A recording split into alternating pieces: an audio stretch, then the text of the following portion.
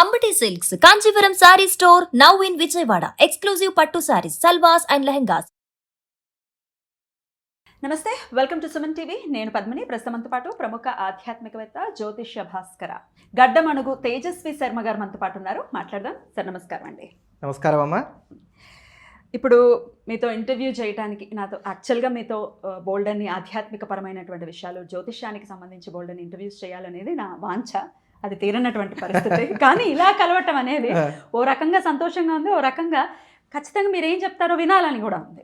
అయితే ఈ టాపిక్స్ మాట్లాడటం చాలా చాలా బాధాకరం, శోచనీయమైనటువంటి పరిస్థితి. ఎందుకంటే పీఠాధిపతి స్థాయి రావటం అంటే పూర్వజన్మ సుకృతం. ఆయనని కొన్ని కోటాల మంది ఫాలో చేస్తున్నటువంటి సందర్భం.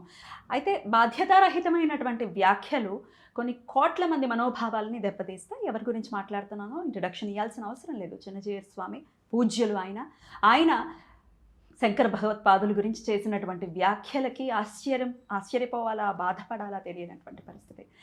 72 అవైదికాలని ఖండించిన ఆయనని, ఆమ్నాయ పీఠాలని స్థాపించిన ఆయనని ఆయన పెట్టలేదు, వేరే ఎవరో, అంటే విద్యారణ్య స్వామి, ఆయనేమి మరి తక్కువ వ్యక్తి కానప్పటికీ ఆయన స్థాపించారన్నట్టు. ఎంతవరకు సమంజసం? అసలు దీన్ని ఎలా చూస్తారు ఈ వ్యాఖ్యలను మీరు? ఇది నిర్ద్వందంగా ఖండన చేయవలసినటువంటి అంశమే.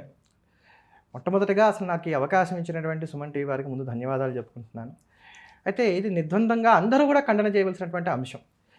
ఈరోజు స్మార్తులు అని చెప్పుకునేటువంటి ప్రతి వారు ఎవరైనప్పటికీ కూడా వీధిలోకి వచ్చి స్వామివారు మీరు ఏ ఆధారంతో ఈ మాటలు చెప్పారు అని చెప్పని వారిని ప్రశ్నించి సమాధానం రాబట్టవలసినటువంటి తరుణం ఇది.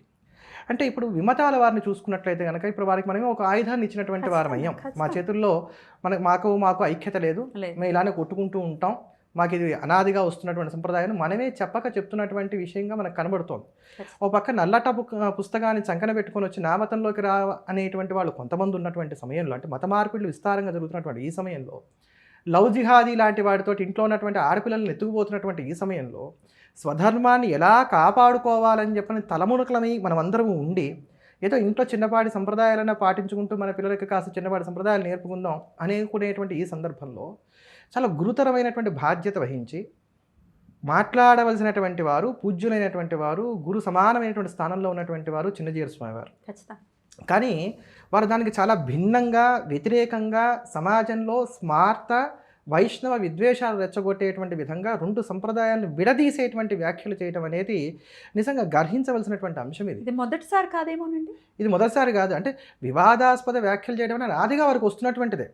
కొంతమంది నన్ను అడుగుతున్నటువంటి మాట ఏంటంటే, మీలో మీరు ఇలా మాట్లాడుకుంటూ ఉన్నట్లయితే మనం బయట వారికి ఆయుధంగా మారమా, ఎందుకు వారు ఏదో వ్యాఖ్య చేశారనుకుని ఏదో పెద్దవారు అని చెప్పి వదిలేయచ్చు కదా. ఇది చాలా మంది అడిగేటువంటి మాట కూడా. ఇప్పుడు నన్ను మీరు తిట్టారమ్మా, నేను వదిలేస్తాను, వాళ్ళ ఎవరి పాపాన వాళ్ళు పోతారని చెప్పి నేను ఇప్పుడు వదిలేస్తే చూసే వాళ్ళకి ఏమవుతుంది, ఇది నేను అంగీకరించినట్టుగా కనబడుతుంది వాళ్ళకి. ఇంకోటి, ఖండన చేయకుండా ఇలా వదిలేస్తే తర్వాత తరాల వారికి ఇది నిజమేమో అని అనిపించవచ్చు.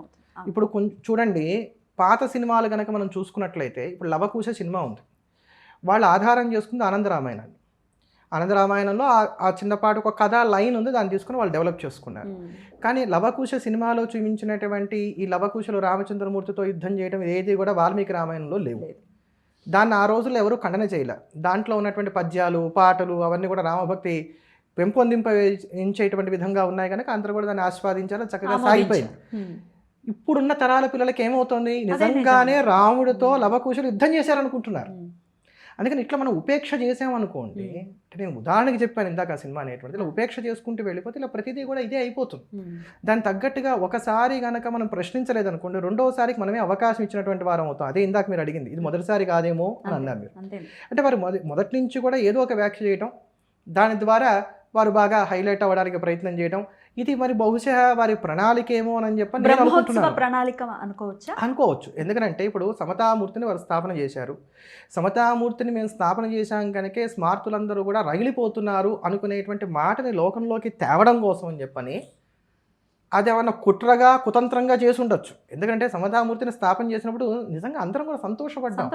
ఏ సంప్రదాయం అయితే ఏమైందమ్మా, ఆచార్య నిష్టని కలిగి ఉన్నారు, చాలా చక్కగా వెళ్తున్నారు. మన హిందువులు ఇప్పుడు స్టాచ్యూ ఆఫ్ ఈక్వాలిటీ అని అన్నారు, సమతామూర్తి అని అన్నారు.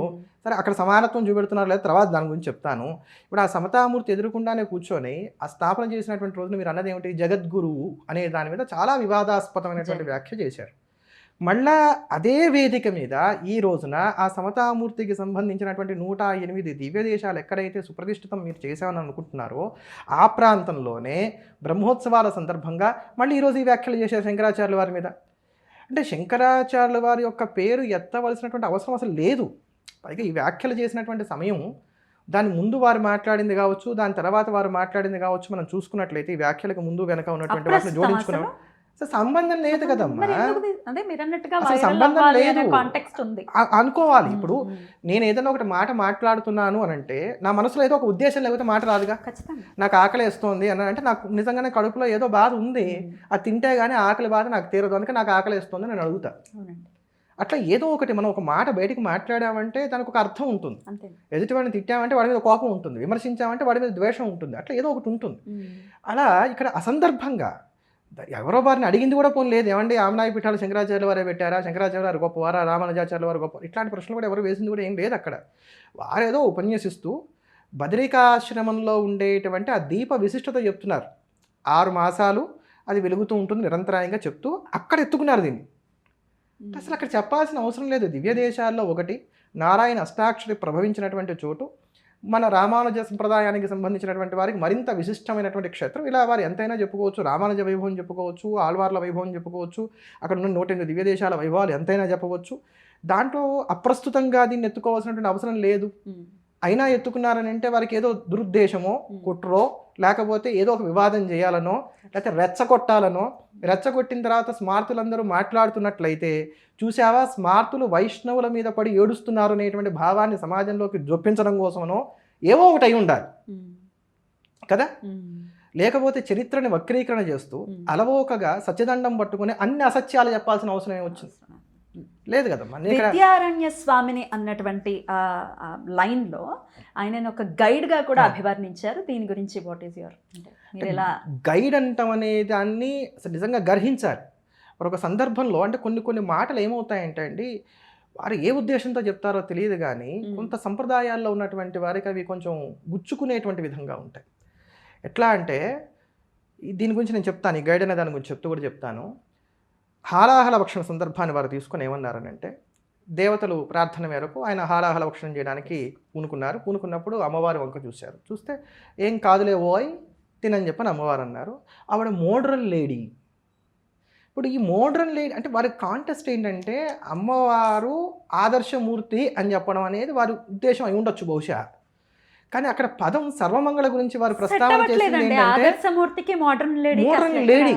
మీరు ఇప్పటికి కూడా యూట్యూబ్లో ఉంది, చూడండి. మోడ్రన్ లేడీ ఈయన వెళ్ళేసరికి అచ్యుతాయ నమః కేశవాయ నమః మొత్తం ఆయన తాగేశారు. ఎవరు హలాహలనంతా విష్ణువే స్వీకరించేశాడు. అదేమిటో ఇప్పుడు మా ఆవిడకి చెప్పొచ్చాను నేను, మరి ఇప్పుడు నా పరువేం కావాలంటే పర్వాలేదులే నా చేతికి కాస్తుంది, ఇది నువ్వు స్వీకరించు అని చెప్పని విష్ణుమూర్తి ఇచ్చాడు. ఇస్తే దాన్ని ఆయన స్వీకరించడం గొంతు పట్టుకొని అది లోపలికి వెళ్ళకుండా ఆపాడు. అంటే అసలు ఈ కథ అసలు ఏ పురాణం ఏ ఆధారంలో ఉంది? వ్యాసప్రోక్తమైనటువంటి భాగవతంలో కావచ్చు, మిగతా పురాణాల్లో కావచ్చు, అసలు ఎక్కడా మనకు కనబడదు.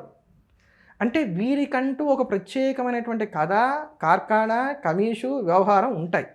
ఇది నేను ఎందుకు చెప్పి తర్వాత విద్యారణ్యుల గురించి చెప్తున్నానంటే, వీరు చరిత్రను ఇప్పుడు వక్రీకరణ చేశారు. అంటే పురాణాలు వక్రీకరణ చేస్తున్నారు, చరిత్రని వక్రీకరణ చేస్తున్నారు.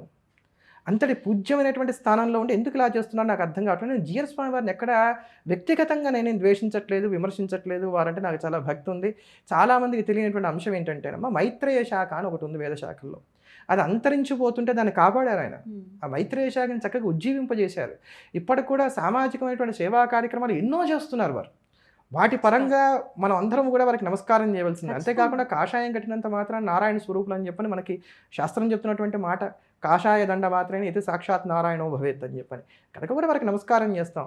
అట్లా అని చెప్పని చరిత్రని మనకి పురాణాలని వీటన్నిటిని కూడా వక్రీకరణ చేసి చెప్తూ ఒప్పుకోలేం అమ్మవారిని కదా. Modern Modern lady lady. అనగానే ఇప్పుడు నిత్యం తెల్లవారు లేచి త్రిపుర సుందరిని ఉపాసన చేసేటువంటి మా ఓట్లకు ఏమనిపిస్తుంది ఎంత చివుక్కుమంటుంది మనసు. కదా. వీరు సన్యాసం తీసుకునేటప్పుడు ఎవరైనా సరే సన్యాసించేటప్పుడు ఒక ప్రతిజ్ఞ చేస్తారండి. మేము సర్వభూతములకు అభయం ఇస్తున్నాం. అభయ వ్రతం ఒకటి ఉంది అక్కడ. సర్వభూతములకు అభయం ఉంటుంది. వారి వల్ల చీమకి కూడా హాని కలగకూడదు. మీరు చేసేది మనసు చేత కానీ వాక్కు చేత కానీ వాక్కు చేత. ఎవ్వరూ కూడా నొప్పింపబడకూడదు. మరి ఇప్పుడు వారు మాట్లాడిన మాటల వల్ల మరి ఇతర సంప్రదాయాల వారు నొచ్చుకుంటున్నట్టే లెక్క కదా. ఖచ్చితంగా చరిత్ర చూసుకుంటే వ్రతభంగం అవుతోంది. చరిత్ర చూసుకుంటే విద్యారణ్య స్వామి వారు భువనేశ్వరీ దేవిని ఆరాధన చేసి భువనేశ్వరీ దేవి యొక్క అనుగ్రహంతో వారి సంపదను పొందడానికి ప్రయత్నం చేశారు. నీకు ఈ జన్మలో సంపద లేదు నాయన, వచ్చే జన్మలో ఇస్తానంటే అమ్మవారు అది చాలా విస్తృతమైనటువంటి కథ ఒకటి మనకు కనబడుతుంది. అప్పుడు నేను దేశ రక్షణ కోసం ధర్మరక్షణ కోసం అని చెప్పని అడుగుతున్నా అని చెప్పని అమ్మవారిని ఆయన ప్రార్థన చేయడం, అమ్మవారు ఆయన అనుగ్రహించడం, అదంతా ఆయన జీవిత చరిత్రలో చాలా విస్తారంగా మనకు కనబడుతుంది. ఆయన తపస్సు చేయడం, ఆ తపస్సు చేసేటప్పుడు అమ్మవారు ఎలా అనుగ్రహించింది, ఆయన ఎంత తీక్షణంగా తపస్సు చేస్తే చాలా విస్తృతమైనటువంటి వర్ణనలు ఉన్నాయి వాటికి. అలా త్రిపుర ఆయన భువనేశ్వరి అనుగ్రహం చేత కర్ణాటక సింహాసనాన్ని వారు స్థాపన చేశారు. అందుకనే శృంగేరి యొక్క బిరుదావులలో కర్ణాటక సింహాసన స్థాపనాచారి అనేటువంటి బిరుదు వాళ్ళకి చాలా సుప్రదంగా మనకు కనబడుతోంది. ఆ సింహాసనాన్ని వారు స్థాపన చేసి విజయనగరాన్ని స్థాపించిన తర్వాత హరిహరరాయల్ని బుక్కరాయల్ని దానికి అధిపతులుగా నియమిస్తే వారు ఏమన్నారంటే, గురువుగారు మీరు పెట్టినటువంటి రాజ్య విక్షిది మాకు, అందుకోసం అని చెప్పని ఈ రాజచిహ్నాలన్నీ మీరే స్వీకరించండి, మీరే రాజ్యాన్ని చేయండి, మీ కింద మేము ఉండి మీరు చెప్పినట్టుగా రాజ్య పరిపాలన చేస్తామంటే, నాయన సన్యాసి రాజ్య పరిపాలన చేయకూడదు కనుక మీకు అండగా మేము ఉంటాం, మీరు రాజ్య పరిపాలన చేయండి అని చెప్పని వారు చెప్పారు. వారు గురువు గారి మీద ఉన్నటువంటి అభిమానం చేత హరిరాయలు బుక్కరాయలు వీరందరూ కూడా స్వామివారికి ఛత్రచామరాదులు కిరీటాదులు అవన్నీ కూడా సమర్పించారు. మీరు స్వీకరించబోతే మీరు స్వీకరించమన్నారు.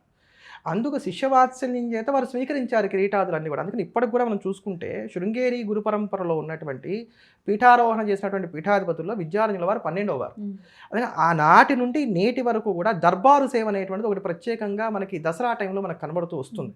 శరన్నవరాత్రుల్లో ఆనాడు విద్యారణ్యులకి వారు బహుకరించినటువంటి కిరీటాదులు ఆహారాదులు ఛత్రచామరాది లాంఛనాలు ఏవైతే అప్పటి నుంచి అనుచానంగా వారు ధరిస్తూ వస్తున్నారు. నిత్యము సన్యసించినటువంటి వారు అవి ధరించరాదు కనుక, కాంచనానికి దూరంగా ఉండాలి కనుక శిష్యులకి ఇచ్చినటువంటి వరాన్ని దృష్టిలో పెట్టుకున్నటువంటి వారై వారిని అనుగ్రహించడం కోసం అని చెప్పని వారు ఆ సమయంలో అంతవరకే ధరిస్తారు. మీరు గమనిస్తే ఆ శారదా సన్నిధిలో ఉన్నంత వరకే ఉంటుంది, తర్వాత మళ్ళీ తీసేస్తారు వారు. ఎందుకు అనుకుంటాం, ఎందుకు లేదు, దానికి కారణం ఇది. అంతేకాక విద్యారణ్యులు బ్రహ్మీభూతులైన తర్వాత ఇదే హరిరాయలు బుక్కరాయలు శృంగేరి సమీపంలో ఒక అగ్రహారాన్ని ఏర్పాటు చేసి తమ గురుభక్తిని చాటుకుంటూ ఆ అగ్రహారానికి విద్యారణ్యపురం అనేటువంటి పేరు పెట్టారు. అక్కడ ఒక ఆలయాన్ని కూడా వాళ్ళు నిర్మించారు. అంతటి మహాత్ములైనటువంటి వారు విద్యారణ్యులు. వారిని గైడ్ అంటాం అనేది నిజంగా ఎవరూ కూడా హర్షించదగినటువంటి అంశం కాదు.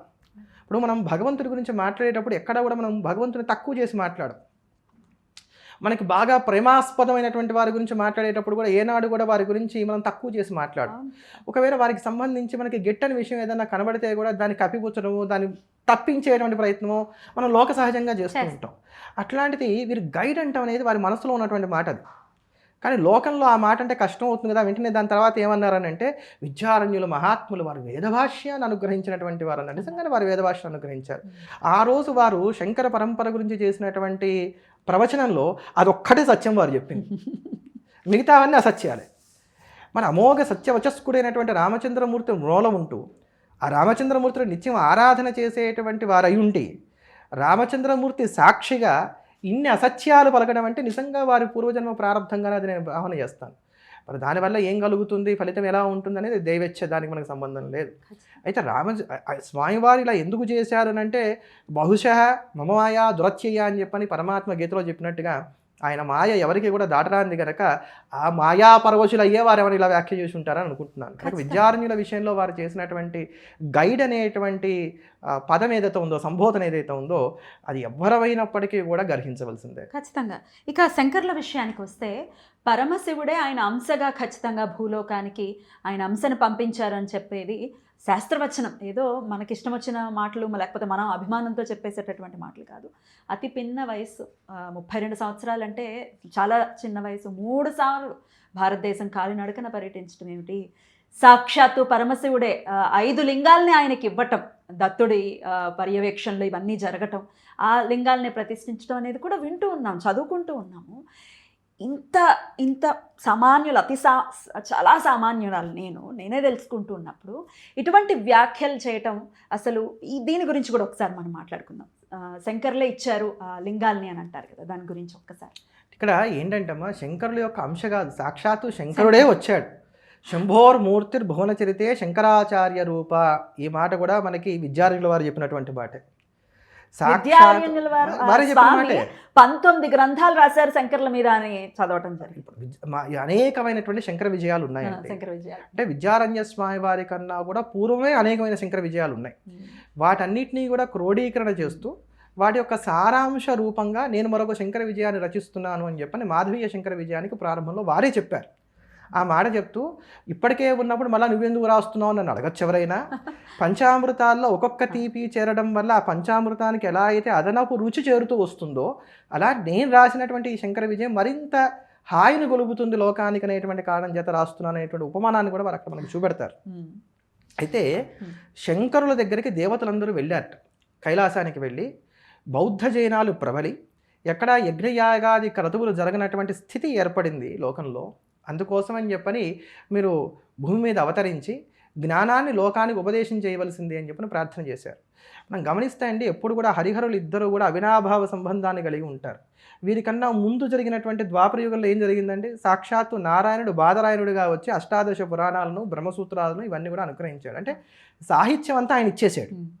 ఇప్పుడు ఆ సాహిత్యం నుంచి రావాల్సినటువంటి సారాన్ని వంట పట్టించుకోవడం అనేది మృగ్యమైంది కనుక దాన్ని అందించడం కోసం అని చెప్పని శివుడు వచ్చాడు. ఆ శివుడు ఆ శివుడు శంకరాచార్యుల వారుగా వచ్చారు. ఆయన పేరు కూడా శంకరుడే.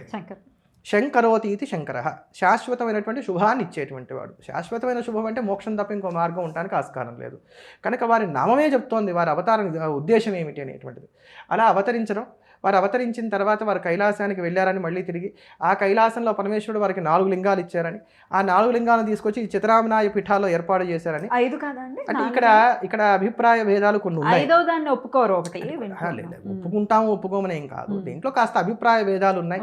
వీటిలో మనం ఏం అనుకోవాల్సినటువంటి అవసరాలు లేదు. 5 లింగాలు ఉన్నప్పుడు కంచి చేరుతోంది, 4 లింగాలు ఉన్నప్పుడు కంచి చేరట్లేదు.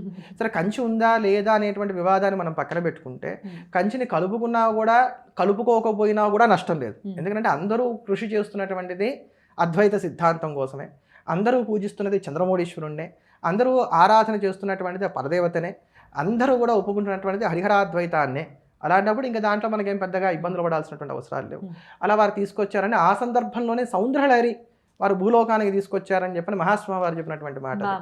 అయితే ఆ సౌందర్యలహరిని తీసుకొస్తున్నప్పుడు ఇదంతా భూలోకానికి వెళ్ళిపోతే కష్టమని చెప్పని నందీశ్వరుడు అడ్డగించాడని, కొంత భాగాన్ని వారు స్వీకరించారని. అందుకని సౌందర్యలహరిలో ఉండేటువంటి మొదటి భాగం ఏదైతే ఉందో అదంతా కూడా మంత్రభాగంగా ఉంటాం, తర్వాతి భాగం అంతా కూడా శంకరులు తాము పూరణ చేశారని. అందుకని ఇదంతా కూడా అమ్మవారి యొక్క పాదాది కేశాంత వలనగా సాగింది అనేటువంటి మాట మనకి కొంతమంది వ్యాఖ్యానకారులు దానికి రాసినటువంటి దాంట్లో చెప్పేటువంటి మాట. అయితే దానికి ప్రమాణాలు మనకి లేవు. అనుశ్రుతంగా వస్తోంది అని అంటే ఎవరో తమ అనుభవంలో తెలుసుకొని ఉండాలి. ఇప్పటికే మనం పోగొట్టుకున్న సాహిత్యం చాలా ఉంది కనుక వారి అనుభవంలో ఏదో ఒక గ్రంథంలో చూసుంటారు, చెప్పుంటారు. అలా కైలాసం నుంచే అవి వచ్చాయి. వారి యొక్క అష్టోత్తరంలో కూడా ఆ నామం ఉంటుంది. కైలాస సంప్రాప్త చంద్రమౌళీశ్వర పూజకాయ నమః అనుకుంటా, ఒకవేళ నేను తప్పు కాకపోతే ఆ నామం దానికి అర్థం ఇంచుమించుగా అలానే వస్తుంది. అంతేకాక వీటితో పాటు రత్నగర్భ గణపతిని కూడా ఇచ్చారు ఈశ్వరుడు. అందుకని మీరు శృంగేరి వెళ్తే అక్కడ చంద్రమౌళీశ్వరుడితో పాటు రత్నగర్భ గణపతి మనకి దర్శనమిస్తారు. మీరు ఎప్పుడైనా సరే, మనకి ఇవాళ రేపు లైవ్లో కూడా మనకు కనబడుతోంది శృంగేరి శ్రీవారు చక్కగా శుక్రవారం పూట స్వామివారి చంద్రమౌళీశ్వర పూజ శ్రీచక్రార్చనం అని మనకు కనబడుతుంటే, అప్పుడు చూడండి వారు ముందు గణపతికి పూజ చేస్తారు. ఆ గణపతి రత్నగర్భ గణపతి, కైలాసం నుంచి వచ్చినటువంటి గణపతి. ఆ రత్నగర్భ గణపతి యొక్క అనుష్ఠానం వలనే అక్కడికి వచ్చేటువంటి, అంటే శృంగేరి మహాసంస్థానం అంటున్నాం, అక్కడికి వచ్చేటువంటి వారందరూ కూడా నిరతానదానాలు కావచ్చు, ఇవన్నీ కావచ్చు హాయిగా సాగుతున్నాయి అని చెప్పని, సిద్ధి బుద్ధి అవన్నీ వారి వలనే కలుగుతున్నాయని చెప్పని ప్రతీతి. అందుకే ఆ రత్నగర్భ గణపతిని, ఆ చంద్రమౌళీశ్వర లింగాన్ని వారు కైలాసం నుంచి తీసుకొచ్చారు. అయితే మిగతా పీఠాల్లో కేవలం చంద్రమౌళీశ్వర లింగాలే ఉన్నాయి కానీ రత్నగర్భ గణపతి లేదు. శృంగేరి యందు మాత్రమే ఇది మనం విద్యమానంగా దర్శనం చేయడానికి అవకాశం ఏర్పడుతుంది. అందుకని చెప్పని వారు కైలాసం నుంచి తీసుకొచ్చారు చంద్రమౌళీశ్వర లింగాలు అనేది వాస్తవమే. సాక్షాత్తు శంకరుడే కైలాసానికి వెళ్ళి వారి యొక్క బింబ ప్రతిబింబంలాగా ఇంకో ఉన్నటువంటి శంకరుడి దగ్గర సంభాషణ చేసి అక్కడ ఉన్నటువంటి ఆ 4 లింగాలు తీసుకొచ్చారని మనం భావన చేయొచ్చు. 4 అయితే 4, 5 అవుతాయి. ఇక చతురామ్నాయ పీఠాలు ఏవైతే ఉన్నాయో అవి ఖచ్చితంగా శంకరులు స్థాపన చేయలేదు అని చాలా కాన్ఫిడెంట్గా చెప్పేశారు ఆయన. ఏం చెప్తారు దీనికి? అంటే కాన్ఫిడెంట్గా అబద్ధాలు చెప్పొచ్చు అనేది వారిని చూసి మనం తెలుసుకోవాలి. అప్పుడు అంటే అబద్ధం వా సుబద్ధం వా కుంతీపుత్రో వినాయక అని చెప్పని ఒక మాట ఉంది. అంటే నువ్వు అబద్ధం చెప్పు, ఎలా అన్నా చెప్పు, నువ్వేమన్నా అనుకో, కుంతీపుత్రుడు వినాయకుడు అంటే వినాయకుడే. ఇప్పుడు వారి ఫాలోవర్స్ కూడా అలానే ఉన్నారు. వాళ్ళ ఫాలోవర్స్ కూడా అలానే ఉన్నారు. వారు ఎప్పుడు ప్రస్తావన చేసినామా శంకరాచార్య వారి విషయంలో వారు 32 ఏళ్ళే జీవించారనే దాన్ని ఒత్తి చెప్తూ ఉంటారు. మరి ఎందుకు చెప్తారో నాకు తెలియదు. రామానుజులు 100 ఏళ్ళు జీవించారు, శంకరులు 32 ఏళ్ళు జీవించారు అనేటువంటి కంపారిజేషన్ ఎక్కువగా కనబడుతూ వస్తుంది. అయితే ఇటీవల వీరు చేసిన వ్యాఖ్యలో మాత్రం రామానుజుల పేరు కాకపోయినా శంకరాచార్య వారు 32 ఏళ్ళే జీవించారనే మాట మళ్ళా కూడా నొక్కే చెప్పారు. అంటే వయసుకి సిద్ధాంతానికి జ్ఞానానికి అసలు సంబంధం అయితే లేదు. ఇప్పుడు అదే చెప్తున్నాను, ధ్రువుడు కావచ్చు, ప్రహ్లాదుడు కావచ్చు, వీరందరికీ కూడా భగవంతుడు సాక్షాత్కరించినప్పుడు వాళ్ళేమో పండు ముసలులు గారు. అందుకని చెప్పండి, మరి వయసుతో ఏమి సంబంధమో నాకు ఈ రోజు కూడా నాకు అర్థం కావట్లేదు. అయితే శంకరాచార్యుల వారు హిమాలయాలకు వెళ్ళిపోయారు, అక్కడికి వెళ్ళి వారు అంతర్హితులు అయిపోయారు, మళ్ళీ తిరిగి రాలేదు కనుక ఈ పీఠాలు వారు ఏర్పాటు చేయలేదు. తర్వాత వచ్చినటువంటి విద్యారణ్యులు ఈ పీఠాలు ఏర్పాటు చేశారని వారు చెప్పారు. కానీ చరిత్ర కనుక మనం చూసుకున్నట్లయితే శృంగేరి జగద్గురు పరంపరలో 12వ పీఠాధిపతులు విద్యారణ్యులు. శంకరాచార్య వారే పీఠాన్ని ఏర్పాటు చేయకపోతే వీరు 12వ వారు ఎలా అవుతారు? ఇది ఎలాంటిదంటే నా నుంచి కొడుకు పుట్టలేదు, నా కొడుకు కడుపునే నేను పుట్టాను లాంటిది. కానీ ఇది సాధ్యపడేటువంటి అంశం కాదు. అయితే ఇక్కడ ఈ వ్యాఖ్యల్లోనే వారు ఇంకో మాట ఏం చేశారంటే విద్యారణ్యులు మహాపండితులు, వారు వేదములకు భాష్యమును రచించారు అని చెప్పని వారిని పొగిడారు. అంటే విద్యారణ్యులు మహాత్ములను అంగీకరించారు, అదొకటే వారు చెప్పినటువంటి సత్యం కూడా. ఆ విద్యారణ్యులు రాసినటువంటి మాధవీయ శంకర విజయంలోనే శంకర భగవత్పాదాచార్యుల వారు చతురామ్నాయ పీఠములను ఏర్పాటు చేశారనే దానికి చక్కటి ప్రమాణాలు మనకు కనబడుతున్నాయి. దాంట్లో మనం చూసుకుంటే మాధవీయ శంకర విజయం మొత్తం 16 సర్గలుగా ఉంటుంది. అందులో 6వ సర్గలో 51వ శ్లోకంలో మోహస్సంత మసవాసర నాథాం తత్ర తత్ర విడివేశ్య వినేయాన్ పాలనాయ పరతత్వ శరణ్య మాముపైష్యసి తతఃకృత కృత్య అనేటువంటి ఒక శ్లోకం కనబడుతుంది. సందర్భం ఏమిటంటే శంకరాచార్యుల వారు బదరికాశ్రమానికి వెళ్ళి బదరికాశ్రమంలో ప్రస్థానత్రయానికి భాష్యం రాసిన తర్వాత ఆ పాఠం చెప్పడం కోసమని కాశీకి వచ్చి కాశీలో ఉన్నటువంటి శిష్యులందరికీ పాఠం చెప్తూ ఉంటారు. అక్కడికి చండాలుడి యొక్క వేషంలో విశ్వనాథుడు వస్తాడు. ఈ సందర్భం మనందరికీ తెలిసినటువంటిది. ఆ వచ్చినటువంటి వారు విశ్వనాథుడు అని చెప్పని తెలుసుకొని వారికి వీరు నమస్కారం చేయడం అని జరిగినప్పుడు విశ్వనాథుడు చెప్తున్నటువంటి మాటలు ఇవి శంకరాచార్యుల వారిని ఉద్దేశించి, నాయన నీవు పీఠస్థాపనలు చేసి లోకహితం కోసం అని చెప్పని ఈ జైవ బ్రహ్మైక్య జ్ఞానమును అందరికీ అందించు అని చెప్పని వారు చేసినటువంటి బోధ ఇది. అంటే దీన్ని బట్టి శంకరాచార్యుల వారిని పీఠస్థాపన చేయమని చెప్పని సర్వేశ్వరుడే నిర్దేశం చేశాడనేటువంటి మాట మనకి దీన్ని బట్టి అర్థమవుతుంది. దీని తర్వాత మళ్ళీ మనకి ఇంకొక సందర్భం ఎక్కడ కనబడుతుందంటే మళ్ళీ మనం చూసుకున్నట్లయితే 10వ సర్గలో 71వ శ్లోకాన్ని తీసుకుంటే తస్మాద్ అస్మత్ కల్పితేష్వచ్యమానా స్థానేషు త్వం శరధాఖ్యా దిశంతి ఇష్టాన్ దృశ్యస్య శృంగాదికేషు క్షేత్రేష్వస్వ ప్రాప్త సత్సన్నిధాన అనేటువంటి ఒక శ్లోకం మనకు కనబడుతోంది. ఇది ఎక్కడిది అంటే శారదాదేవిని వారు ప్రార్థన చేస్తున్నటువంటి సందర్భం. మండనమిశ్రుడి యొక్క భార్య ఉభయభారతీదేవి, ఆవిడ సాక్షాత్తు సరస్వతీదేవి శాపవశాన భూలోకాన్ని అవతరించింది అని చెప్పని ఆ వృత్తాంతం అంతా కూడా ఇక్కడ ఈ 10వ సర్గలో చాలా విస్తారంగా మనకు కనబడుతుంది. మండనమిశ్రుడి వాదనలో ఓడిపోయిన తర్వాత ఆవిడ తన అవతార పరిసమాప్తి చేసి స్వస్థానానికి వెళ్తున్నప్పుడు వారు అమ్మవారిని ప్రార్థన చేస్తున్నటువంటి అంశం, నేను భవిష్యత్తులో శృంగేరి మొదలైనటువంటి క్షేత్రాల్లో స్థాపన చేయబోయేటువంటి పీఠాలలో నువ్వు విద్యమానంగా ఉండి అందరినీ అనుగ్రహించాలి. దానికి ఆ తల్లి తదేతి తదాస్తు అని పలికి అంతర్హితురాలైంది. అంటే దీన్ని బట్టి కూడా వారికి ప్రణాళిక ఒకటి ఉంది. శివుడి యొక్క ఆజ్ఞ కలిగింది, తర్వాత వారు శారదాంబను ఆశ్రయించారు, శారదాంబ దానికి తదాస్తు అని చెప్పని అనుగ్రహ వాక్యాలు పలికింది. దీని తర్వాత మనం చూసుకున్నట్లయితే మళ్ళీ 12వ సర్గ 68, 69 శ్లోకాలు కనుక మనం చూసుకున్నట్లయితే వీరు మూకాంబిక ఇత్యాది క్షేత్రాలన్నీ కూడా దర్శనం చేసుకుంటూ శృంగపురానికి వస్తారు. ఆ శృంగేరికి వచ్చినప్పుడు ప్రకల్ప్య తత్రేంద్ర విమానకల్పం ప్రాసాద మావిష్కృత సర్వశిల్పం ప్రవర్తయామాస సదేవతాయా పూజ మాజాద్వైరపి పూజితాయై అనేటువంటి ఒక శ్లోకం మనకు కనబడుతోంది.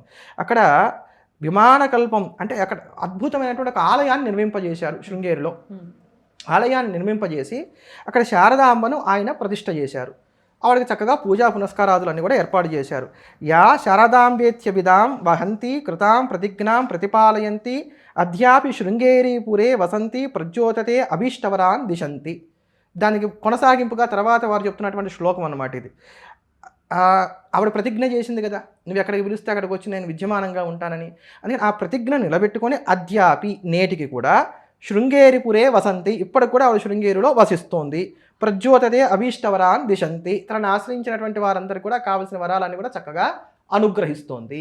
అంటే శృంగేరిలో వీరు పీఠం ఏర్పాటు చేశారు. చాలా స్పష్టంగా ఇక్కడ మనకు కనబడుతున్నటువంటి మాట ఇది. దీని తర్వాత మళ్ళీ చిట్ట 16వ సర్గకి వెళ్ళండి. ఈ 16వ సర్గలో 93వ శ్లోకాన్ని కనుక మనం తీసుకున్నట్లయితే, ఇది మునిరతి తుష్టో అధ్యక్ష్య సర్వజ్ఞపీఠం నిజమత గురుతాయై నో పునర్నాహేతో కతిచన వినివేశ్యాచర్ష శృంగాశ్రమాదౌ మునిరథ వదరిం సంప్రాప కైచిత్య శిష్యై అనేటువంటి ఒక శ్లోకం మనకు కనబడుతోంది. ఇది మనకి 16వ సర్గలో 93వ శ్లోకం. వారు సర్వజ్ఞ పీఠాన్ని ఆరోహణ చేశారు. అక్కడ కూడా చాలా చక్కటి వివరణ చేస్తారు విద్యారణ్య స్వామి వారు. వారు సర్వజ్ఞ పీఠాన్ని ఆరోహణ చేయాల్సిన అవసరం వారికి ఏమి లేదు.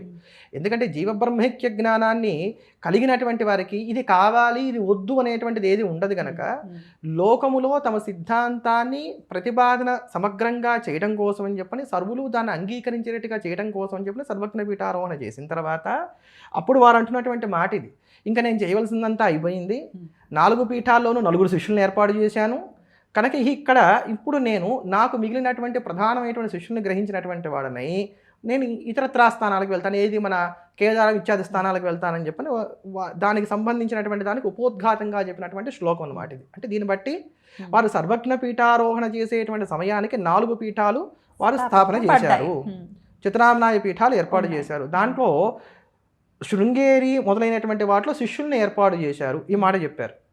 దక్షిణంలో శృంగేరి, దానికి సురేశ్వరాచార్యులు మొదటి పీఠాధిపతులు, పశ్చిమంలో ద్వారక, దానికి పద్మపాదాచార్యుల వారు మొదటి పీఠాధిపతులు, తూర్పులో గోవర్ధన పీఠం, దానికి హస్తామలకాచార్యుల వారు మరొక ప్రధాన పీఠాధిపతులుగా ఉన్నారు, ఉత్తరంలో జ్యోతిర్మఠం, దానికి తోటకాచార్యుల వారిని ఏర్పాటు చేశారు. ఇలా ఏర్పాటు చేసినప్పుడు ఏంటి వారి యొక్క ప్రణాళిక పూర్తయింది.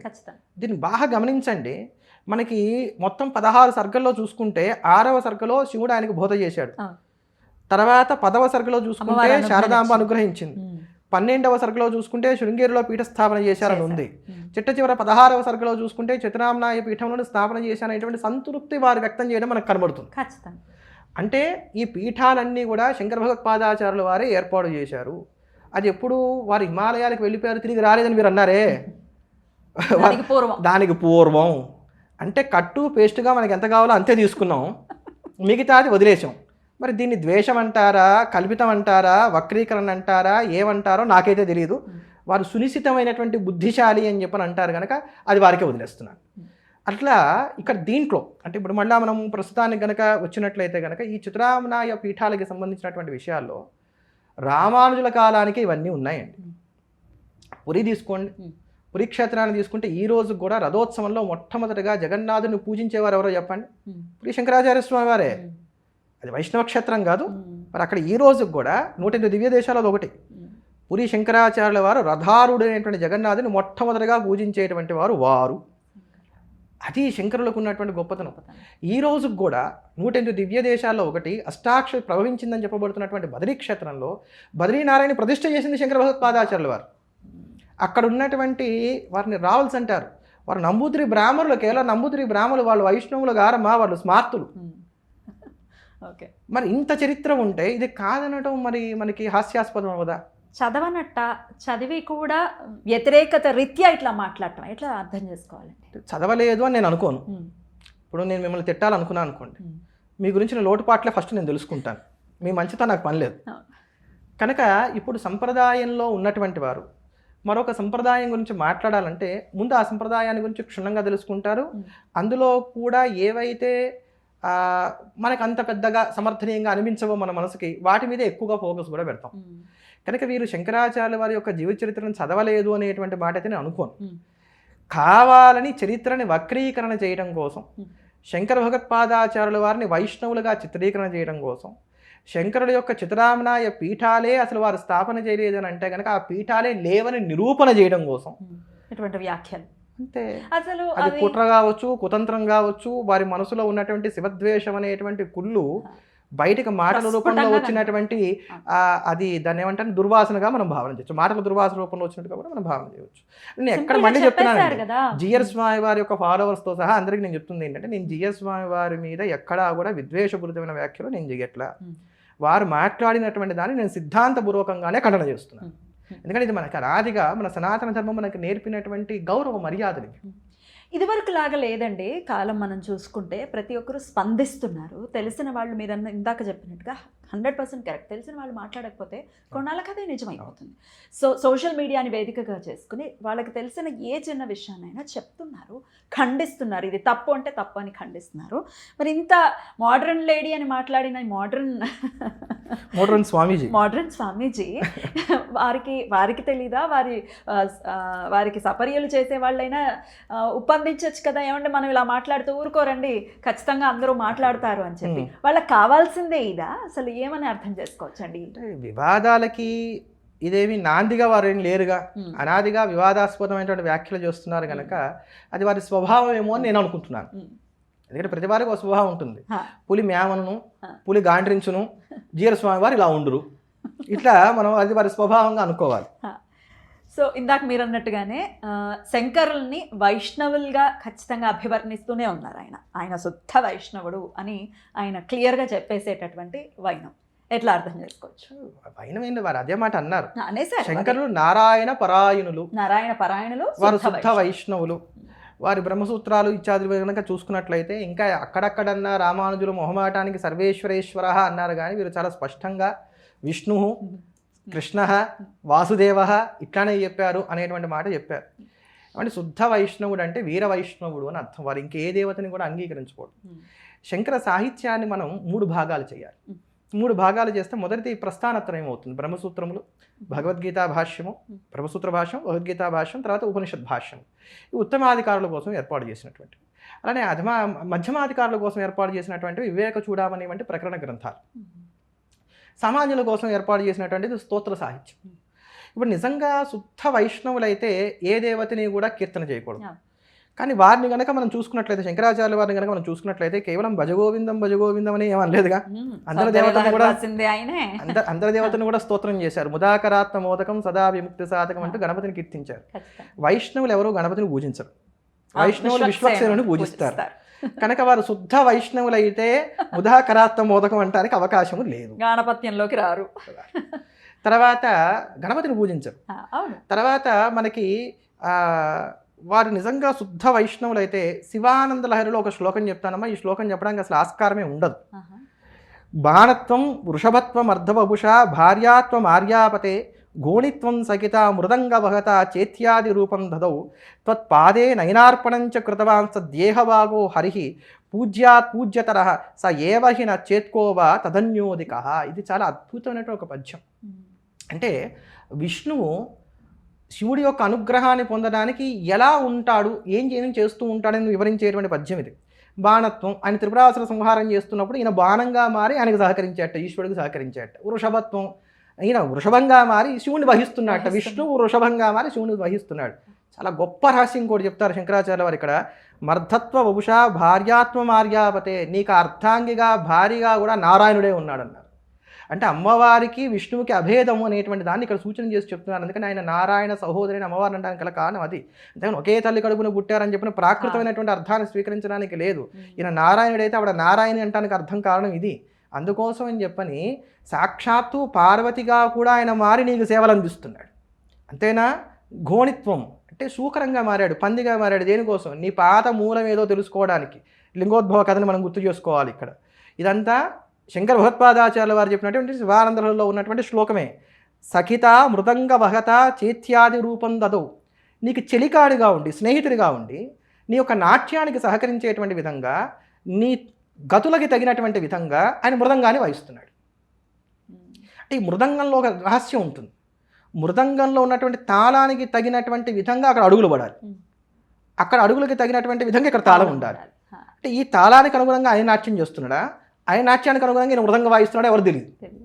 అందుకనే హరిహరులు ఎప్పుడూ అవిభాజ్యులు, అభేదం. త్వత్పాదే నయనార్పణంచ కృతం వా స్వదేహభాగో హరి. ఆయన తన కళ్ళు పెకిలించి నీ పాదాలకు అర్పణ చేశాడు, అప్పుడే కదా ఆయనకు సుదర్శనం ఇచ్చాడనేటువంటి మాట. పూజ్యాత్ పూజ్యతరహ, పూజ్యులందరిలో కూడా పూజ్యుడు ఈ కారణం చేత విష్ణువు అయ్యాడని చెప్పి నిరూపణ చేశాడు. శుద్ధ వైష్ణవులు ఎవరనే మాట చెప్తారా? సౌందర్యలహరి అన్నారు ఇందాక మీరు. సౌందర్యలోకంలో అద్భుతమైనటువంటి శ్లోకం ఉంటుంది. త్రయాణం దేవానాం త్రిగుణ జనితానాం తవ శివే భవేత్ పూజ పూజ, భవేత్ పూజ పూజ. అమ్మా నీకు చేసే పూజ మాత్రమే పూజ. భవేత్ పూజ పూజ తవ చరణయోర్యా విరచిత భవాని తత్పాదోద్వహన మణిపీఠస్య నికటే శస్వన్ ముకులిత కరోత్తంస మగుటా. త్రిగుణముల నుంచి పుట్టినటువంటి ముగ్గురు దేవతలు కూడా, బ్రహ్మ విష్ణు మహేశ్వరులు కూడా, భవాని తత్పాదోద్వహన మణిపీఠస్య నికటే శస్వన్ ముకులిత కరోత్తంస మగుటా. నీ పాదపీఠం దగ్గర 2 చేతులు జోడించి తమ కిరీటాలు నీ పాదాల కాంచి నమస్కారం చేస్తున్నారని చెప్పారు. శుద్ధ వైష్ణవుడు ఎక్కడైనా విష్ణువు అమ్మవారికి నమస్కారం చేయడానికి, పాదాలకు నమస్కారం చేయడానికి అంగీకరిస్తాడా? ఒక్కనాటికి. మరి ఎట్లా? ఆయన షణ్మత స్థాపనాచారులమ్మా. 6 మతాలని ఆయన అంగీకరించారు. 6 మతాల్లోనే ఆయన బ్రహ్మత్వాన్ని చూశారు. ఆయన బ్రహ్మవాది, ఆయన విష్ణువాది కాదు, శివవాది కాదు, శక్తివాది కాదు, ఇంకోవాది కాదు, ఆయన బ్రహ్మవాది.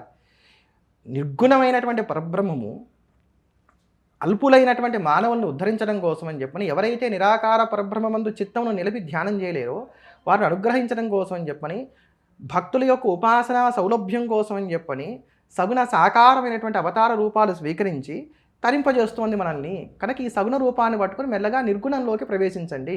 అలా నిర్గుణంలోకి వెళ్ళి ముక్తిని పొందడానికి కానీ ఈ 5 దేవతలు మీకు ఉపకరిస్తారని చెప్పని పంచాయతనాన్ని చెప్పిన వారు. మరి అదే ఆ పంచాయతనాన్ని ఇచ్చింది కూడా ఆయన కాదు అని చెప్పి ఈయన వ్యాఖ్యానించడం కూడా జరిగింది. దీని గురించి కూడా ఒక్కసారి ఇక్కడ 2 విషయాలు చెప్తాను.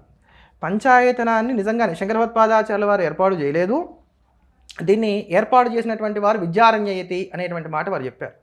దానికి వారు చూపించినటువంటి కారణం ఏంటంటే, ఆ సమయంలో తురుష్క దండయాత్రలు అధికంగా ఉన్నాయి కనుక అందరినీ ఏకీకృతం చేయడం కోసం అని చెప్పని విద్యారణ్యులు పంచాయతనాన్ని ఏర్పాటు చేశారని అన్నారు. కనుక దీంట్లో అసలు మొట్టమొదట విద్యారణ్యులు ఏర్పాటు చేశారు ఆ పంచాయతనాన్ని. శంకర భగవత్పాదులు ఏర్పాటు చేశారని అంటే ఇదే వైష్ణవంలో ఉన్న వాళ్ళని ఎవరిని పిలిచి అడిగినా కూడా చెప్తారు శంకరులే ఏర్పాటు చేశారని.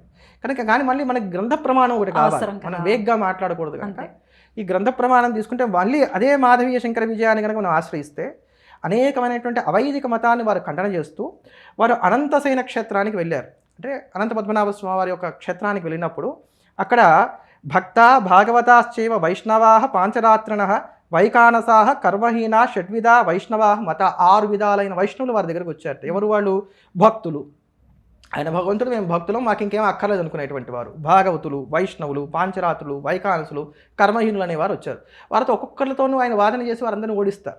దాంట్లో మొట్టమొదటి భక్తుడితో వాదన చేసి అతనికి సత్యాన్ని చెప్పేటువంటి క్రమంలో మనకు ఒక మాట కనబడుతుంది. ఇది 5వ సర్గ, మనకి మాధవీయ శంకర విజయంలో ఉన్నటువంటి 5వ సర్గలో ఉన్నటువంటి 112వ శ్లోకం. బ్రాహ్మణాచార దేవాస్యు ఈశ్వరో విష్ణుర్దినేశ్వర ఉమాగణపతిశ్చైవ తేషాం పూజనపరా నరాహ. ఓ బ్రాహ్మణుడా, నువ్వు ఎప్పుడు కూడా ఈశ్వరుణ్ణి, విష్ణువుని, దినేశ్వరుడు అంటే సూర్యుడిని, ఉమాదేవిని, గణపతిని, వీరిని తేషాం పూజన పరాహ, వీరిని ఎప్పుడు కూడా పూజించని చెప్పారు. ఇది పంచాయతనం కాదమ్మా? పంచాయతనమే. తర్వాత అతను చేసినటువంటి ఉపదేశాలన్నిటి వలన కూడా అతను దీన్ని అంగీకరించాడు. అంగీకరించి తేన భగ్నే లింగదేహ ముక్తిర్భవతి నాణ్యత ఇత్యాదిష్ణో విష్ణు శర్మ దండవత్ ప్రణిపత్యతాం. ఆ మాట్లాడినటువంటి వాడి పేరు విష్ణు శర్మ. ఆయన వీరికి సాష్టాంగ నమస్కారం చేశాడు. సగణ కారయామాస నిత్యం కర్మ గురుస్మరన్ స్మార్తాచార పరిశ్రాంత పంచపూజా విశారద. నాటి నుండి అతను శుద్ధమైనటువంటి స్మార్తుడిగా మారినటువంటి వాడే పంచపూజా విశారద, పంచాయతనాన్ని చక్కగా అర్చించినటువంటి వాడు అయ్యాడు. ఆ భక్తుల తర్వాత వచ్చినటువంటి భాగవతులు, పాంచరాత్రులు ఇట్లాంటి వారందరినీ ఖండన చేసేటువంటి సందర్భంలో కూడా ఇదే దాంట్లో అనేక మార్లు పంచాయతన ప్రస్తావన వస్తుంది. అంతేగాక ఇక్కడ దీంట్లో నేను ఇంకా వివరించి మీకు శ్లోకాలు చెప్పట్లేదు, కావాలనుకున్నటువంటి వారు ఎవరైనా జిజ్ఞాస ఉన్నటువంటి వారు చక్కగా మాధవీయ శంకర విజయం 5వ సర్గ తీసుకుంటే కనుక వారు వైష్ణవాన్ని ఎలా ఖండన చేశారో మనకి ఇందులో కనబడుతుంది. శుద్ధ వైష్ణవులు అన్నారు కానీ తప్త శంఖ చక్రాంకితాలు వేయించుకుని నేను హరిని అనుకోవడం ఎట్లాంటిదనంటే, మనసులో కూర్చొని నా రాజ్యానికి నేను రాజుని, నా రాజ్యానికి నేను రాజుని అని చెప్పిన ఒక సామాన్యుడు అనుకోవడం అనేటువంటి ఉపమానాన్ని కూడా ఇక్కడ చూపించారు వారు. ఇది మాధవీయ శంకర విజయంలో చాలా స్పష్టంగా ఉంది. అంతేగాక పురాణేషు బృహన్నారదీయాదిషు నిషేధనం దృశ్యంతే తప్త శంకాదే ధారణస్య ప్రయత్నత. బృహన్నారద్యాది పురాణాల్లో ఈ తప్త శంఖ చక్రాంకి ధారణ అంటే వేడి చేసినటువంటి ఈ శంఖ చక్రాలను చక్కగా భుజాల మీద గుద్దించుకోవడం అనేది లేదు నాయన అని చెప్పి వారే చెప్పారు. అట్లా నేను వైష్ణవుని కానీ ఇప్పుడు శంఖ చక్ర ధారణ చేస్తున్నటువంటి వారిని కానీ విమర్శ చేయట్లా, ఇక్కడ సిద్ధాంతంలో భాగంగా ఇక్కడ ఉన్నటువంటి దాన్ని చెప్తున్నాను. అట్లా వారు పాంచరాత్రులను ఇతరులందరినీ కూడా ఖండన చేస్తూ పంచాయతనాన్ని అందరూ కూడా స్వీకరించండి, దాన్ని ఆరాధన చేయండి అనేటువంటి మాట చెప్పినప్పుడు పంచపూజారతో నిత్యం స్వదేశస్థాన్ జనానపి అంటూ అక్కడికి వచ్చినటువంటి వారందరూ కూడా పంచాయతనాన్ని స్వీకరించినటువంటి వారే వాటిని అర్చిస్తూ వారి వారి దేశాల్లో సుఖంగా ఉన్నారనేటువంటి మాట మనకి కోకొలలుగా ఇక్కడ మనకు కనబడుతూ వస్తోంది. కనుక పంచాయతనాన్ని శంకర భగవత్పాదాచార్యుల వారు అందించలేదు లోకానికి అనేటువంటిది మరి ఎంత కళ్ళంటే అది వారు ఆలోచన చేసుకోవాలి. లేదు విద్యారణ్యుల వారికి శంకరాచార్యుల వారి మీద ఉన్నటువంటి తీవ్రమైనటువంటి అభిమానం చేత ఇదంతా వారే చేసేసారని, వీరు చేసిన కీర్తి కిరీటాన్ని వారికి పెట్టారనేటువంటి ఒక మాట ఏమైనా తీసుకొచ్చి దాని మీద కూడా వాదన ఏమైనా లేవనెత్తుతాం అనుకుంటే వారి కాలం ఏం చిన్న కాలం కాదు. విద్యారణ్యుల కాలంలో వారు ఒక మాట చెప్పారు స్వామివారి, చిన్నజీవి స్వామివారి, విద్యారణ్యులు వేదాంత దేశకుల యొక్క సమకాలికులు, ఇద్దరు ఒకే గురువు గారి దగ్గర పాఠం చెప్పుకున్నటువంటి వారు, సహపాఠీలు అని. వాస్తవమే, అది చరిత్రలో ఉన్న మాట అది. అప్పుడు వేదాంత దేశకులు ప్రశ్నించకుండా ఉండేవారా? అప్పుడున్న పండితులకి ఏమన్నా ధైర్యం ఏమైనా తక్కువగా ఉందా? నువ్వేమో అబద్ధాలు రాసావు, నీ గ్రంథంలో అడగరా? అప్పట్లో గ్రంథాలు ఇట్లా ఎవరికి దోచింది వారు రాసుకుని నా స్వేచ్ఛ అనేటువంటి రోజులు కూడా కావు కదా. అది గ్రంథం అందరూ కూడా అంగీకరిస్తేనే అది గ్రంథం అయి ఉండేటువంటిది కదా. మరి అవన్నీ జరిగి ఉండేవి కదా, కనుక అది కూడా కాదు. తర్వాత వారు ఇంకొక మాట ఏమన్నారనంటే, అప్పట్లో ఈ తురుష్క దండయాత్రలు ఇలాంటివన్నీ ఉన్నాయి కనుక అందరినీ ఏకీకృతం చేయడం కోసం విద్యారణ్యులు పంచాయతనాన్ని ప్రవేశపెట్టారని అన్నారు. సరే, అది కాదనేది ఇప్పుడు మనకి తేలిపోయింది. ఒకవేళ అది కొంతసేపు రూఢి అనుకున్నా ఇప్పుడు అదే స్థితి ఉంది.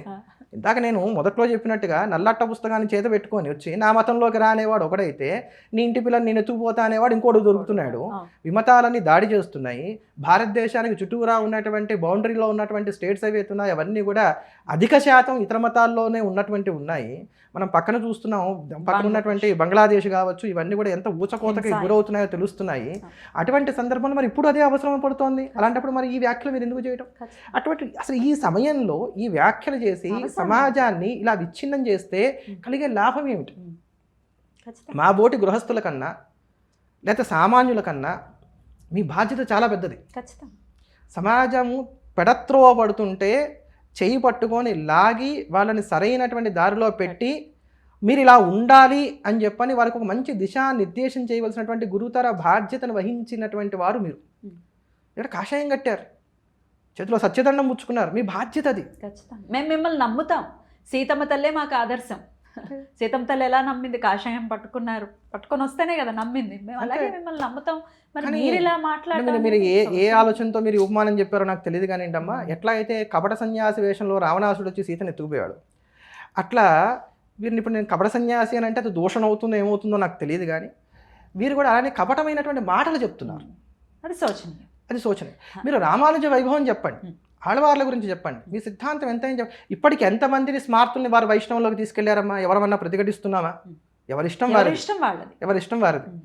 కానీ ఇట్లా చరిత్రని వక్రీకరణ చేస్తూ సమాజంలో విద్వేషాలు రెచ్చగొట్టేటువంటి వ్యాఖ్యలు చేయడం అనేది మాత్రం ఎవరైనా సరే ఖండన చేయవలసినటువంటి. వారు చెప్పిన దాఖలాలు ఉన్నాయో లేదో నాకు తెలియదు కానీ రామానుజాచార్యుల వారు మరి ఇటువంటి పీఠాలను ఏమైనా స్థాపన చేశారా? మీకేమైనా వాటికి సంబంధించిన అవగాహన? ప్రశ్న వేశారు. అసలు వారు ఆ పీఠాల గురించి చెప్పుకుంటే అయిపోతుంది కదా.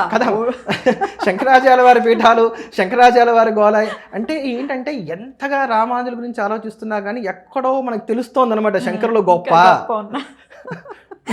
అందుకని భయంగా అంటే సామాన్యులకు అర్థం అవడం కోసం చెప్తున్నాను, నేను ఈ పదాలు వాడకూడదు కానీ మనకి సినిమాల్లో ఒక డైలాగ్ ఉంటుంది, కంటెంట్ ఉన్నటువంటి వాడికి కట్అవుట్ అవసరం లేదు. అట్లా ఇది మనకి అవసరం లేకుండానే వస్తున్నటువంటి మాటలు ఇవన్నీ కూడా.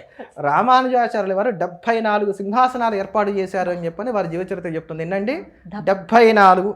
శంకర భగవత్పాదాచార్యుల వారు ఏర్పాటు చేసింది భారతదేశానికి 4 చెరువుల 4 పీఠములు. కానీ ఇవి ఈ రోజుకి సుస్థిరంగా ఉన్నాయి, దేదీప్యమానంగా ఉన్నాయి, వాటి చేత ఆస్తిక సమాజం సురక్షితంగా ఉంది.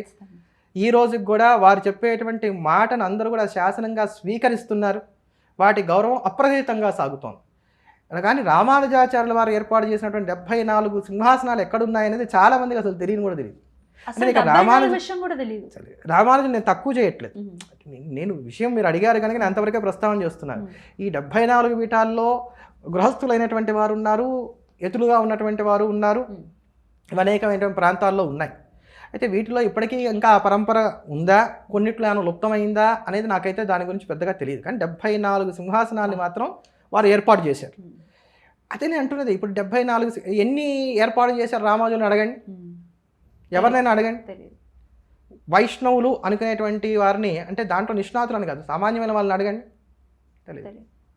మీరు అవి చెప్పొచ్చు కదా అంటాను అనేది. అది 74 పీఠ సింహాసనాలు పెట్టారు మన రామానుజులు, వారు ఇంత గొప్ప ఘనకార్యాలు చేశారు, ఇవన్నీ చెప్పొచ్చు కదా.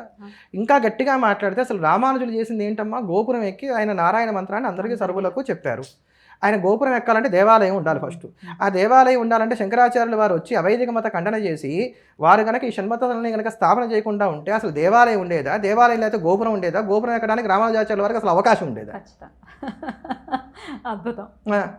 మరి అటువంటి సోపానాలని మనం చూసుకున్నప్పుడు ఈ రోజుకి కూడా మీరు ఆమ్నాయ మఠాలను చూడండి, ఎంత హుందాగా ఉంటాయో. ఏనాడు కూడా ఇంతవరకు ఏ ఆమ్నాయ మఠం కూడా రామానుజుల్ని కానీ మధ్వాచార్యుల వారిని కానీ అవమానంగా అవహేళనగా మాట్లాడిన దాఖలాలు మనకు కనబడవు, ఇకపై ఉండవు కూడా. ఎంత అది అంటే పరస్పరం భావయంతగా ఒకరినొకరిని చక్కగా గౌరవించుకుంటూ మనం ముందుకు వెళ్ళాలి. సిద్ధాంతపరంగా భేదం ఉంది, హాయిగా కూర్చోవాలి, మాట్లాడుకోవాలి.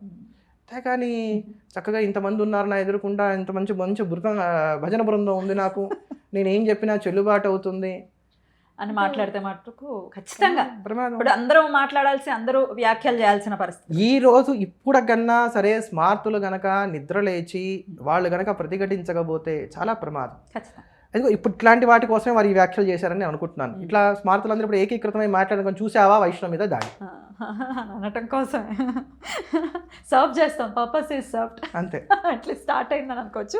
ఇంకొక టాపిక్ కూడా మాట్లాడుకుందాం అండి. శివలింగం ఉన్న ప్రతి ఇల్లు శ్మశానమే అని ఆయన వ్యాఖ్యానించడం జరిగింది. అసలు ఎలా దాన్ని డైజెస్ట్ చేసుకోవాలో తెలియనటువంటి పరిస్థితి, వినటం కూడా చాలా బాధాకరం. అసలు దీని గురించి వైష్ణవుల్లో చాలామంది అభిప్రాయం ఏంటంటే, శివుడు ఉండేటువంటిది శ్మశానంలో, ఆయన శ్మశానవాసి కనుక ఆయన ఎక్కడుంటే అది శ్మశానం కనుక శివలింగం ఉన్నటువంటి ఇల్లు కూడా శ్మశానం, అది వారు చెప్పినటువంటి మాట. దానికి తర్వాత సోషల్ మీడియాలో చాలా గందరగోళం అయింది ఆ వ్యాఖ్యల మీద. దాంట్లో వారి అనునాయులు కొంతమంది ఏం చేశారంటే, భారతంలో పార్వతీదేవికి పరమేశ్వరుడు శ్మశానంలో ఎందుకు ఉంటాడు, ఇట్లాంటివన్నీ కూడా ప్రమాణాలు చూపెడుతూ, చూసావా ఈశ్వరుడే చెప్పాడు నేను శ్మశానంలో ఉంటారని, కనుక మా జీరస్వామి వారు చెప్పింది కరెక్ట్ అన్నారు. కానీ ఈ మాట చెప్తున్న వాళ్ళు ఇంకో మాట మర్చిపోతున్నారు. కైలాసవాసి విభు, ఆయన కైలాసంలో ఉంటున్నాడు. దేవతలందరూ కలిసి హాలాహలానికి సంబంధించి వారు బాధపడుతున్నప్పుడు, వాళ్ళు వెళ్ళి మొరమెట్టుకున్నప్పుడు ఈశ్వరుడు ఉన్నది వల్లకాట్లో కాదు, కైలాసంలోనే ఉన్నాడు. కుయ్యో మొర్రో అంటూ చక్కటి పద్యం కూడా అక్కడ మనకి చెప్తారు. అక్కడ పోతన భాగవతంలో చాలా అద్భుతమైన పద్యాలు కూడా చెప్తారు. ఇప్పుడు వారందరూ వెళ్ళిన దగ్గరికి కైలాసానికే వెళ్ళారు. ఈశ్వరుడు కైలాసంలో ఉంటాడనేది అందరికీ తెలిసినటువంటి విషయం. పిల్లలు ఎవరినైనా పిలిచి 8th క్లాస్ ఇంటర్ చదువుకున్నటువంటి పిల్లల్ని పిలిచి శివుడు ఎక్కడ ఉంటాడనంటే శ్మశానంలో అని చెప్తారా, కైలాసంలో అని చెప్తారా? కైలాసం అనే చెప్తారు. అంటే సర్వవ్యాపి అనేటువంటి ఆ పరమాత్మ ఉగ్రమైనటువంటి సంకులమైనటువంటి భూతములను శిక్షించి మనం రక్షించడం కోసం అని చెప్పిన ఒక రూపంలో, రుద్ర రూపంలో శ్మశానంలో ఉన్నటువంటి విధంగానే సర్వమంగళ విగ్రహమైనటువంటి స్వరూపంతో ఆయన కైలాసంలో విద్యమానమై పార్వతీదేవితో కలిసి అప్సరోగణములు నాట్యం చేస్తూ ఉంటే, గంధర్వులు చక్కగా పాటలు పాడుతూ ఉంటే, తన సకుడైనటువంటి కుబేరుడితో కలిసి నంది, భృంగి, రిటి ఇట్లాంటి వారందరూ సేవిస్తూ ఉండగా బ్రహ్మాదుల చేత వంజుడే అక్కడ ప్రకాశమానంగా ఉన్నాడు. కానీ ఆయన కైలాసంలో ఉంటాడు కనుక శివలింగం ఉన్నటువంటి చోటు శ్మశానం అనేటువంటి మాట అసలు ముందు వీరశైవులు దీన్ని ఎందుకు ఖండన చేయలేదో నాకు అర్థం కాలేదు. ఏ శైవాగమంలోనూ లేదు. ఇప్పుడు వాళ్ళకి ఆగమాలు ప్రధానం అంటున్నారు కదా, ఏ శైవాగమంలో శివలింగం ఉన్నటువంటి ఇల్లు శ్మశానం అని ఉంది, లేకపోతే ఏ పురాణంలో శివలింగం ఉన్నటువంటి ఇల్లు శ్మశానం అని ఉంది. అందుకని నేను అంటాను, మనం వేగ్గా మాట్లాడకూడదు. ఏదైనా మాట్లాడేటప్పుడు ఒక ప్రమాణంతోనో లేకపోతే ఒక గ్రంథాన్ని ఉంటంకించో మాట్లాడితే అప్పుడు ఇటువంటి వాటికి అవకాశాలు ఉండవు. అంతేగాక ఇది శివుణ్ణి చిన్నపుచ్చడమే. వారు ఏమంటున్నారు, శివుడు అంటే మాకు అబ్బో అవ్యాజమైనటువంటి కారుణ్యం, ఈశ్వరుడు అంటే ఎవరు అనుకుంటున్నారు, అసలు ఈశ్వరుడు అంటే విష్ణు భక్తుల అగ్రగణ్యుడు, పరమ భాగవతుడు. ఇది వాళ్ళు చెప్తున్నటువంటి మాటే. అంటే మరి మీరు పరమ భాగవతులు అంటున్నారు, భాగవతులకే మీరు ఎక్కువ ప్రాముఖ్యతనిస్తారు. రామానుజ సిద్ధాంతంలో ఏంటంటే అమ్మా, భగవంతుడిని పూజించకపోయినా దోషం లేదు, భాగవతుడిని పూజించాలి. దీనికి నిదర్శనంగా వారు చూపించేటువంటి ఆళ్వారు చరిత్రలో అత్యంత ప్రధానమైనటువంటి చరిత్ర ఏదంటే కులశేఖర ఆళ్వార్ల చరిత్ర. వారు శ్రీరంగానికి వెళ్ళాలని బయలుదేరడం, ద్వాదశోర్ధపుండ్రాలు ధరించినటువంటి బ్రాహ్మణులు వైష్ణవులు వారికి ఎదురు రావడం, అయ్యో భాగవతులు మన ఇంటికి వస్తున్నారు వీరికి సేవ చేయాలి కదా అని చెప్పని వారు వెంటనే యాత్రను విరమించుకోవడం, ఇట్లాంటిది వారి దాంట్లో మనకు కనబడుతుంది. అంటే భాగవతులకి అంత ప్రాముఖ్యత ఉంది. మరి అటువంటి పరమభాగవతుడైనటువంటి శివుడు ఉండేటువంటిది వల్లకాడు ఎందుకు అవుతుందండి, మంగళప్రదమైనటువంటి చోటు అవుతుంది. కానీ కనుక ఇది ద్వంద్వ వైఖరి, ద్వంద్వ రెండు కళ్ళ వైఖరి. సిద్ధాంతం. కనుక దీన్ని మనం ఖచ్చితంగా ఖండన చేయవలసిందే. అక్కడ ఇంకో మాట అన్నారు, జననీ శివకామిని అనేటువంటి పాటతో ద్రౌపదీదేవి ఏమీ కీర్తన చేయలేదు. పాండవులు పరమ వైష్ణవులు, వారు నారాయణ పరాయణులు, వారు విష్ణువునే సేవించారు అనే మాట అన్నారు. కానీ భారతాన్ని కనుక మనం సమగ్రంగా అధ్యయనం చేస్తే భారతాన్ని సమగ్రంగా అధ్యయనం చేస్తే పాండవులు స్మార్తులు అంటాను నేను. ఎలా? ఎందుకు కాదో చెప్పండి. ఇప్పుడు నేను కొన్ని ఉపమానాలు మీకు చూపెడతాను. పాండవులు తమ జూదంలో రాజ్యాన్ని కోల్పోయారు, వనవాసానికి వచ్చారు. జోముడి దగ్గరికి యుధిష్ఠుడు వెళ్ళాడు, నన్ను నమ్ముకొని ఇంతమంది వచ్చారు వనాలకి, వీళ్ళందరికీ నేను తిండి పెట్టాలి రాజుని. రాజు అంటే అప్పటికి రాజ్యం లేకపోయినా రాజే, వీళ్ళందరికీ తిండి పెట్టాలి. మరి ఎట్లా అంటే జోముడు ఏమన్నాడు, సూర్యోపాసన చేయన్నాడు. సూర్యుని ఉపాసన చేశాడు. పంచాయతీలో ఒక దేవత వచ్చింది, ఆయన చక్కగా అక్షయ పాత్రను పుచ్చుకున్నాడు. తర్వాత వనవాసం పూర్తయింది, అజ్ఞాతవాసానికి వెళ్ళాలి. విరాట నగరంలో ప్రవేశించడానికి ముందు అత్యద్భుతమైన దుర్గా స్తోత్రం చేశాడు ఆయన. సప్తశతి కాదమ్మా, దుర్గా స్తోత్రం ఒకటి చేశాడు. ఆ దుర్గా స్తోత్రం చాలా విస్తారంగా ఉంటుంది, ఎంతో విస్తారమైనటువంటి శ్లోకాలు చాలా గొప్పగా నృతి చేస్తాడు ఆయన. యుధిష్ఠుడు చేస్తాడు. భారతంలో మనకి 2 దుర్గా స్తోత్రాలు కనబడతాయి, అందులో ఇదొక స్తోత్రం. దానికి అమ్మవారు అనుగ్రహించి రక్షిస్తానని చెప్పిన మాటిస్తుంది, శక్తి వచ్చేసింది, అమ్మవారు పంచాయతనంలో అయిపోయింది. అయితే దీనికి మధ్యలో కృష్ణుడి యొక్క సూచన మేరకు మనకి అర్జునుడు పాశుపతం కోసం అని చెప్పిన తపస్సు చేసి శివపార్వతి సందర్శనాన్ని పొందాడు, పాశుపతాన్ని పొందాడు, ఈశ్వరుడు వచ్చాడు. తర్వాత యుద్ధం ప్రారంభం కావాలి, భగవద్గీత హడావిడి అంతా అయిపోయింది. అయిపోయిన తర్వాత కృష్ణుడు ఉండనే ఉన్నాడు, నారాయణుడు వచ్చేసాడు.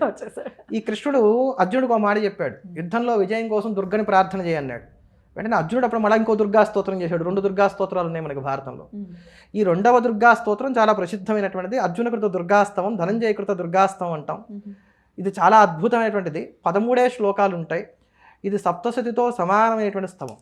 దీన్ని విశేషంగా మంత్రంగా ఉపాసన చేసేటువంటి వారు కూడా ఉన్నారు. ఎలా మొదలవుతుంది? నమస్తే సిద్ధసేనాని ఆర్యే మందరవాసిని కుమారి కాళి కపాలి కపలే కృష్ణవింగళి అని ప్రారంభమవుతుంది. మొదటి శ్లోకం ఇది. ఇప్పటికీ కూడా ఉంటుంది. అది భీష్మ పర్వంలో మొదట్లోనే మనకు కనబడుతుంది. చాలా పవర్ఫుల్ భారతంలోనే ఉంది. కనుక ఇప్పుడు విష్ణువు అయిపోయాడు, శివుడు అయిపోయాడు, అమ్మవారు అయిపోయాడు, తర్వాత మనకి సూర్యనారాయణమూర్తి వచ్చేసాడు. అంతేగాక శివారాధన వీళ్ళు చేశారంటే దాఖలాలు మనకి చాలా కనబడతాయి. యుద్ధ సమయంలో సాయంత్రం వేళ పార్థుడు వెళ్ళి చక్కగా శివలింగార్చన చేసుకుంటూ ఉన్నట్టు ఆయనకు ఒక కళ వస్తుంది. అది కళ కాదని చెప్పిన తర్వాత కృష్ణ పరమాత్మ చెప్పడం, నీ సూక్ష్మ శరీరాన్ని ఆయన తీసుకుని కైలాసానికి వెళ్ళడం, అక్కడ శివదర్శనం చేయడం, ఇవన్నీ అయిన తర్వాత యుద్ధం అంతా అయిపోయింది. ఈ పాపం యుధిష్ఠుడు బాధపడుతున్నాడు, నా వల్ల ఇంత పాతకం జరిగింది, ఇది పోవాలి ఇవన్నీ అని అనుకుంటున్నాడు. వ్యాస భగవానుడు వచ్చాడు, ఆయన ఇది పాతకం కాదని చెప్పాడు, అంతా అయింది. అయితే నీ చిత్తశాంతి కోసం ఒక పని చేయి, అశ్వమేధం చేయన్నాడు. కోశాగారం ఖాళీ ఏముందని అక్కడ మొత్తం అంతా అయిపోయింది, యుద్ధం అయిపోయేదానికి. మరి ఎట్లా డబ్బు ఎక్కడి నుంచి వస్తుంది? అపరిమితమైన సంపద కావాలి కదా. హిమాలయాలో పలానా చోటు ఉంది, వెళ్ళి తెచ్చుకోని చెప్పాడు. అది తెచ్చుకోవాలంటే దానికి గుషకులు కాపలాగా ఉంటారు, అది దానికి శివానుగ్రహం కావాలి. అంటే అప్పుడు భీముడు అంటాడు, మనం నిత్యం శివ పూజ చేస్తున్నాం కదా, శివుడు మనం త్వరగా అనుగ్రహిస్తున్నాడు అన్నాడు. అంటే అప్పుడు వీళ్ళు ఏం చేశారు? శివ పూజ. కనుక వీళ్ళు శుద్ధ వైష్ణవులు అంటానికి లేదు. ఇంకా విచిత్రమైనటువంటి విషయం ఏంటంటే ఈ జననీ శివకామిని అనే పాట రాసిన కూడా వైష్ణవుడు. శుద్ధ వైష్ణవులు అయితే ఇలా ఉంటారన్నమాట. అంతే కదండి, అభేదంగా ఉంటారు. వైష్ణవులలో వాళ్ళు ఏమని సంబోధించుకుంటారు చెప్పండి? అడియేన్ రామానుజ దాసన్ లేదా అడియేన్. చివరిలో కూడా రామానుజ దాస, ఏదో దాస శబ్దాన్ని పెట్టుకుంటారు. దాస శబ్ద ఎందుకు పెట్టుకుంటారు చెప్పండి? అహంకారం తలెత్తకుండా ఉండటానికి, ఎప్పటికీ వినయంగా వినమ్రంగా ఉండటానికి అది సంకేతం. బ్రాహ్మణులకి చాలామంది అనుకుంటారు, మీరు చివరిలో శర్మ పెట్టుకున్నారని అంటారు. శర్మ అంటే ఏమిటి చెప్పండి? శాశ్వతమైనటువంటి సుఖం. శర్మద, అమ్మవారి సహస్రనామంలో ఒక నామం అది శర్మద. ఈ శాశ్వతమైనటువంటి సుఖం ఏమిటి? మోక్షమే. కనుక నువ్వు అనుభవించవలసినటువంటి జీవితం, నీకు కలిగినటువంటి ఈ జన్మ ఏదైతే ఉందో అది నువ్వు శిష్ణోదర పరాయణత్వాన్ని కలిగి ఉండటానికి కాదు, తపస్సు చేసి మోక్షాన్ని పొందడానికి అని చెప్పని అగ్రవర్ణంలో నువ్వు జన్మించావు, జాగ్రత్త అని చేసేటువంటి హెచ్చరిక శర్మ అనేటువంటిది. అంతేగా అవి అట్లా ఆ శబ్దాన్ని, ఆ సంబోధనని మనం జాగ్రత్తగా పట్టుకోవాలి. కానీ శుద్ధ వైష్ణవంలో నైత్యానుసంధానం అనేది ఒకటి ఉంటుంది. దేవుడు గొప్ప, నేను చాలా అల్పుణ్ణి, లేదా నువ్వు చాలా గొప్పవాడివి, నేను చాలా అల్పుణ్ణి, నా వల్ల ఎవరు కూడా ప్రమాదవశాత్తు కూడా కలత చెందకూడదు అనేది వాళ్ళలో ఉండేటువంటి చాలా అద్భుతమైనటువంటి ఒక అంశం. కానీ ఇప్పుడు అవన్నీ కూడా కలరాచింది ఎవరు? లుప్తం అవుతున్నాయి కదా. ఇప్పుడు అసలు ఇవన్నీ కలరాచింది ఎవరు? ఆహా, ఇవన్నీ కూడా లోకానికి వారి ఫాలోవర్స్కి చెప్పవలసిన వారే ఇలా చేస్తున్నారు. ఆహా, అలా చేస్తున్నారు. దాస అన్న మాట వచ్చింది కాబట్టి అడుగుతున్నటువంటి ప్రశ్న అండి. వైష్ణవుల్లో ప్రధానంగా ఉండేది కృష్ణ పరమాత్మకి లేకపోతే విష్ణువుకి దాసుడుగానే ఉండిపోతారు తప్ప ఆయనలో ఐక్యమయ్యే పరిస్థితి ఉండదు అని అంటారు. శైవంలో చూస్తే ఖచ్చితంగా స్వామివారిలో అంటే అక్కడ వారికి ఏంటంటే ఇక్కడ మీకు సమానత్వం ముందు మీరు ఆయన సమతామూర్తి అన్నారు కదా, అసలు సమానత్వం అనేది అసలు వైష్ణవంలో ఉందో లేదో కూడా మనం ఒక మాట చెప్పుకొని దీన్ని కూడా నేను సమానం చెప్తాను. తెంగళై వడగలై అందులో 2 సంప్రదాయాలు ఉన్నాయి. అంటే వాళ్ళకి నామం పెట్టుకునేటువంటి విషయంలో వివాదాలు ఉన్నాయి, వివాదాలు ఉన్నాయి, విభేదాలు ఉన్నాయి. ఇప్పుడు సమానత్వం ఉన్నట్టా లేనట్టా? మరి సమతామూర్తి ఎలా? నేను మళ్ళీ రామానుజులు ఏమనట్లా, మీరు చెప్తున్న మాటలకి నేను చెప్తున్నాను. మాలో ఉన్నంత సమానత్వం మీలో లేదనేది వాడు మనల్ని దెప్పి పొడిచేటువంటి ఒక మాట, దాన్ని చెప్తున్నాను. మీలోనే తెంగలై వడగలై అభిప్రాయ భేదాలు చాలా ఉన్నాయి. అసలు ఇన్ని మాటలు మాట్లాడేదానికన్నా నాకు చాలా ఆశ్చర్యమైనటువంటి అంశం ఏంటంటే, నేను చాలా కాలంగా దీన్ని ప్రస్తావన చేద్దాం అనుకుంటున్నా కానీ ఇప్పుడు ఎందుకునో జ్ఞాపకం వచ్చింది. తిరుమల క్షేత్రానికి వెళ్ళండి, కింద తిరుపతిలో గరుడ భారతి ఉంది, ఫ్లైఓవర్. దాని యొక్క ప్రతి పిల్లర్ మీద నామం ఉంటుంది. పైనుంచి వెహికల్స్ అన్నీ వెళ్తున్నాయి, మన పాదాలతో దాన్ని తొక్కుతున్నాం, అన్నీ చేస్తున్నాం. ఇది కంటికి ఎవరికీ కనబడట్లేదా? జీఆర్ స్వామి వారికి ఇది కనబడలేదా? జీఆర్ స్వామి వారి ఫాలోవర్స్కి ఇది కనబడలేదా? మేము విష్ణు భక్తి పరాయణలో అనుకునేటువంటి వారు ఎవరికి ఇది కనబడలేదా? ఇది టీటీడీ ఏర్పాటు చేసింది కాదు, టీటీడీకి దానికి సంబంధం లేదు. మరి దీన్ని ఎవరు ఎందుకు ప్రశ్నించట్లేదు? ఇట్లాంటి విషయాలు కదా మనం మాట్లాడవలసి. ఇందాక ఏదో అడిగారు మీరు, దాస భక్తులు ఎప్పుడు దాసుడుగానే ఉండిపోతారు. అంటే ఇక్కడ వీళ్ళకి ఏంటంటే అమ్మా పర వ్యూహ విభవ అర్చ అంతర్యామి అని చెప్పని 5 విధానాలు చెప్తారు. దీంట్లో విభవావతారాలు అంటే రామకృష్ణాది అవతారాన్ని కూడా విభవావతారాలుగా ఉంటాయి. వీటిలో ఉన్నటువంటి పరవాసుదేవుడు ఎవరైతే ఉన్నారో ఆయన ఎవరు చూడరట. పంచసూరులని 5 ఉన్నారు, వారు మాత్రమే దర్శిస్తారని. లక్ష్మీదేవి, ఆదిశేషుడు, గరుత్మంతుడు, ఇలా కొంతమంది చెప్తారు. 5 విశ్వక్సేనుడు లాంటి వారు. ఈ 5 మాత్రమే ఆ పరవ్యూహంలో ఉన్నటువంటి పరవాసుదేవుని చూస్తారు. వ్యూహ రూపంలో ఒక ఆయన ఉంటాడు. ఆ వ్యూహలోకం అనేది ఒకటి ఉంది, అంటే వారి సిద్ధాంతం అది. వాళ్ళకు ఉన్నటువంటి సంహితా గ్రంథాలు చెప్తున్నటువంటి మాటలు. ఆ వ్యూహలోకానికి వీళ్ళందరూ చేరతారు. ఈ భక్తులందరూ చేరి అక్కడ విష్ణు సమానమైనటువంటి తేజస్సుతో, విష్ణుమూర్తి లాంటి రూపాలతో వాళ్ళకు ఉన్నటువంటి ఆ భక్తి తారతమ్యాలను బట్టి కొంతమంది దగ్గరగా, కొంతమంది సారూప్యంతో, కొంతమంది ఆ సాలోక్యంలోనూ ఆ స్థితి అంతా కూడా అనుభవిస్తూ ఉంటారు అనేటువంటి మాట కూడా చెప్తారు. అంతే తప్ప భగవంతుడిలో లీనమైపోవడం అనేటువంటి లేదు వాళ్ళకి. ఎంతసేపు కూడా భగవంతుడు సుప్రీం లార్డ్, భాగవతుడు అనేటువంటి వాడు ఎప్పుడు కూడా సేవకుడే. అది వాళ్ళ సిద్ధాంతం, దాన్ని మనం ఏమి కాదనట్లేదు. అది కూడా ఒక అమోఘమైనటువంటి అంశమే, మంచిదే. భగవంతుడు గొప్పవాడు, నేను అల్పుణ్ణి అనుకోవడం కూడా తప్పేమీ కాదు. అయితే ఇంకొక విషయం అండి, మేము ప్రతి దాన్ని తీసుకుంటాం, యాక్సెప్ట్ చేస్తామనే మాటలు కూడా మనం స్వామివారి మాటల్లో వింటూ ఉంటాం. బీబీ నాంచారమ్మ అంశాన్ని ఒకవేళ మనం తీసుకుంటే అపర భక్తురాలు, ఇంక అందులో ఏమీ సందేహం లేదు, దాన్ని ఆమోదించాల్సినటువంటి అంశమే.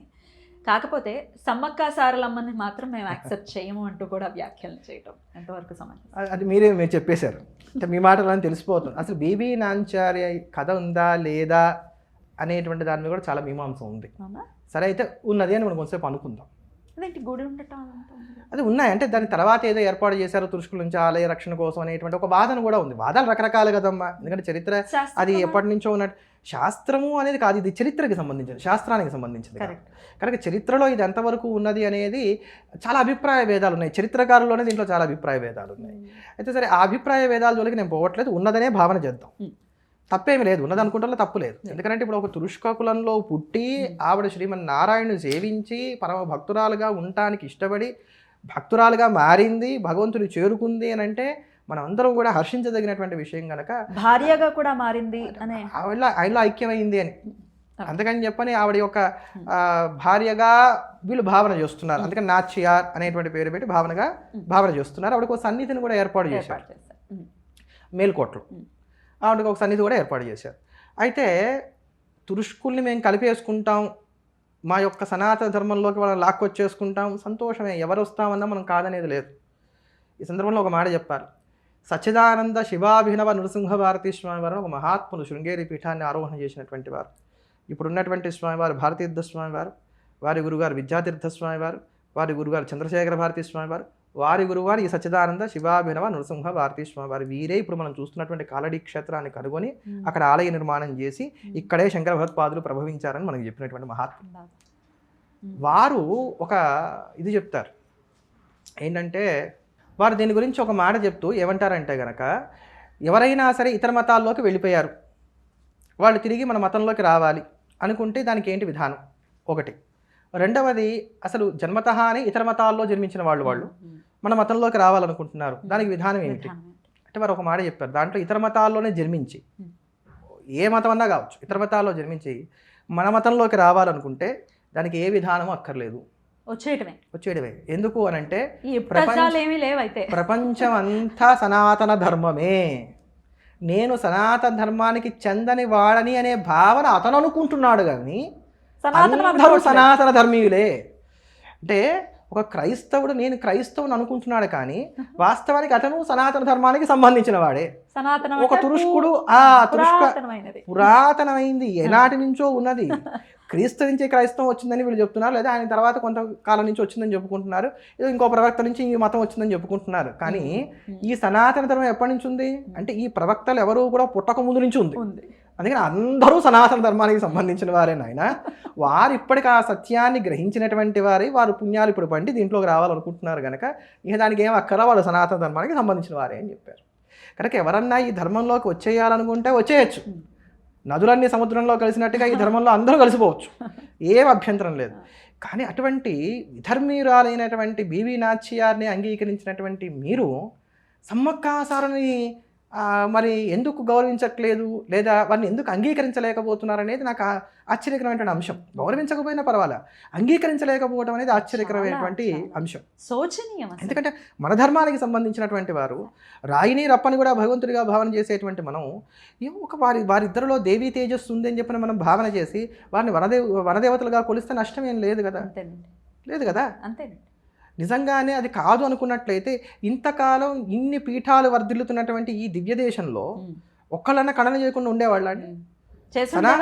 సనాతన వైదిక పీఠాలలో అది స్మార్తం కావచ్చు, వైష్ణవం కావచ్చు, ద్వైతం కావచ్చు, విశిష్టాద్వైతం కావచ్చు, అద్వైతం కావచ్చు, ఒక్కళ్ళన్నా సనాతన వైదిక పీఠాల్లో ఉన్నటువంటి వారు ఖండన చేసినటువంటి వారు ఉన్నారా? వందల సంవత్సరాలుగా ఆ సాంప్రదాయం కొనసాగుతోంది. దాన్ని బట్టే దాన్ని అందరూ ఆమోదించారని తెలుస్తాం. అందరూ ఆమోదించినా మేము ఆమోదించాం అని చెప్తున్నా. మాకంటూ ఒక ప్రత్యేక సిద్ధాంతం ఉంది, మాకంటూ ఒక ప్రత్యేక చరిత్ర ఉంది, మేమేదనుకుంటే అదే చరిత్ర, మేమేదనుకుంటే అదే సిద్ధాంతం. కనుక వివాదాలు రాజేసి లోకంలో అన్రెస్ట్ క్రియేట్ చేయడం కన్నా అందరినీ సమైక్యపరిచి ఒక తాటి మీదకి నడిపించవలసినటువంటి గురుతర బాధ్యత కలిగినటువంటి చిన్నజీవ స్వామి వారు ఇప్పటికైనా సరే వివాదాలకు దూరంగా ఉంటూ, ముఖ్యంగా స్మార్తుల యొక్క మనోభావాలు దెబ్బతినేటువంటి విధంగా, అసలు శంకరాచార్యుల వారిని హైజాక్ చేసుకునేటువంటి విధంగా వారు చేసినటువంటి వ్యాఖ్యలు ఏవైతే ఉన్నాయో, స్మార్తాన్ని అసలు ఎత్తివేయడానికి కానీ వారు చేసినటువంటి ఎత్తుగడ ఏదైతే ఉందో దాన్ని మేము పూర్తిగా ఖండన చేస్తూ ఈ వ్యాఖ్యలు వారి వెనక్కి తీసుకోవాలి, ఉపసంహరించుకోవాలి. లేదా ఇప్పుడు మేము ఎలా అయితే ప్రమాణాలు చూపించామో దానికి అట్లా వారి గ్రంథ ప్రమాణాన్ని, చరిత్ర ప్రమాణాలని వారు చూపించాలని చెప్పని మేము అన్ని సవినయంగా విన్నపం చేసుకుంటున్నాం. ఇప్పటికైనా ఇటువంటి వివాదాలకు దూరంగా ఉంటూ అందరినీ రామానుజ సిద్ధాంతం వైపు వారు నమ్ముకున్నటువంటి సిద్ధాంతం అది కనుక దాని వైపు నడిపిస్తూ భగవంతుడి యొక్క కథా కాలక్షేపాలన్నీ కూడా అందరితోనూ చేయిస్తూ ఆ భాగవతాన్ని చక్కగా అందరికీ కూడా సప్రమాణంగా చెప్తూ, రామాయణాన్ని చెప్తూ, వాటన్ని కూడా వివరిస్తూ, అందులో ఉండేటువంటి ధర్మసూక్ష్మాన్ని వివరిస్తూ, పెడత్రోవలో ఉన్నటువంటి వారిని సన్మార్గంలోకి తీసుకొచ్చేటువంటి వారి అసలైనటువంటి బాధ్యత ఏదైతే ఉందో దాన్ని వారు ఇప్పటికన్నా నిర్వహిస్తారని చెప్పని భావిస్తున్నాను. అలా ఉండాలని చెప్పని కోరుకుంటున్నాను. ఈ వ్యాఖ్యలు ఖచ్చితంగా వారు వెనక్కి తీసుకుంటే మాత్రం మేము అందరం సంతోషపడతాం. ఖచ్చితంగా. సమయం ఇచ్చినందుకు కృతజ్ఞతలండి. నమస్కారం. నమస్తే.